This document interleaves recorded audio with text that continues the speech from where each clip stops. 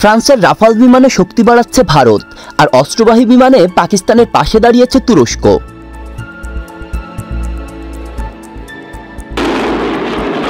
ফ্রান্সের কাছ থেকে 26টি রাফাল যুদ্ধবিমান কিনছে ভারত। এই চুক্তির মোট মূল্য $741 কোটি, যা ভারতীয় মুদ্রায় প্রায় 630 বিলিয়ন রুপি। দুই দেশের সরকারি পর্যায়ে এই সংক্রান্ত চুক্তি ইতোমধ্যেই স্বাক্ষরিত হয়েছে।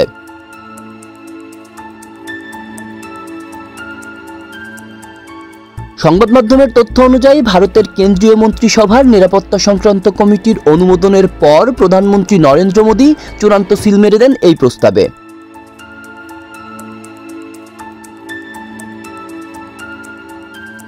বর্তমানে বিশ্বের অন্যতম আধুনিক ও শক্তিশালী যুদ্ধবিমান রাফাল। পঞ্চম প্রজন্মের এই বিমান ঘন্টায় 3700 কিলোমিটার বেগে ছুটতে পারে এবং সমুদ্রপৃষ্ঠ থেকে 50,000 ফুট ওপরে উঠতে সক্ষম। এতে রয়েছে একাধিক পাল্লার ক্ষেপণাস্ত্র ও ভারী মেশিন গান।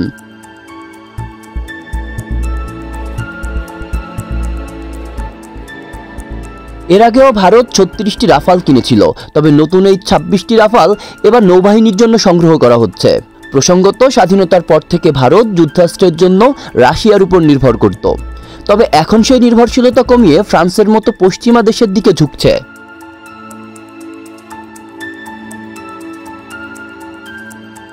এদিকে ভারতের সঙ্গে সম্ভাব্য যুদ্ধের আশঙ্কায় পাকিস্তানের পাশে সরাসরি দাঁড়িয়েছে তুরস্ক। টাইমস অফ ইন্ডিয়ার প্রতিবেদন বলছে, ইতোমধ্যেই তুরস্ক থেকে 7টি অস্ত্রবাহী সামরিক বিমান পাকিস্তানে পৌঁছেছে।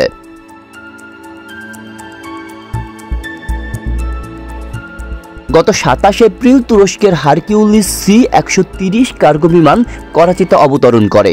এর পাশাপাশি ইসলামাবাদের সামরিক ঘাঁটিতে আরও 6টি কার্গো বিমানও পৌঁছেছে।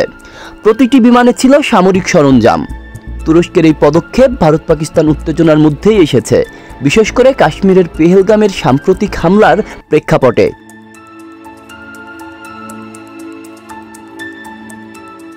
শুধু তুরস্ক নয়, পাকিস্তান চীনের সঙ্গেও তার সামরিক সম্পর্ক আরও জোরদার করছে।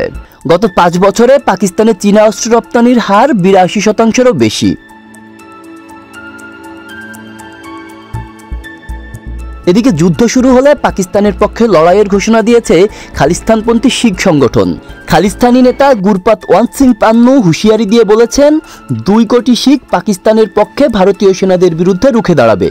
তিনি প্রধানমন্ত্রী নরেন্দ্র মোদী ও স্বরাষ্ট্রমন্ত্রী অমিত শাহকেও ইন্দিরা গান্ধীর পরিণতির কথা মনে করিয়ে দিয়েছেন।